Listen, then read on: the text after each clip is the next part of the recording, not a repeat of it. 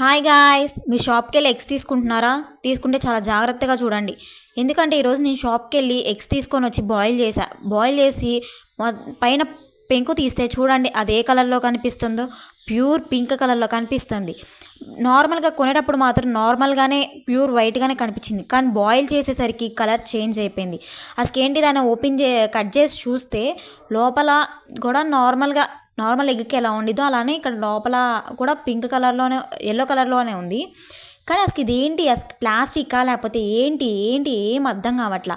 నేను అదే మా ఇంట్లో ఉన్న ఎగ్తో కంపేర్ చేసి చూస్తే అది మాత్రం లోపల కంపేర్ చేస్తే అదేమో నార్మల్ ప్యూర్ వైట్ ఎగ్గా ఉంది, ఇది మాత్రం ఫుల్ పింక్ కలర్లో ఉంది.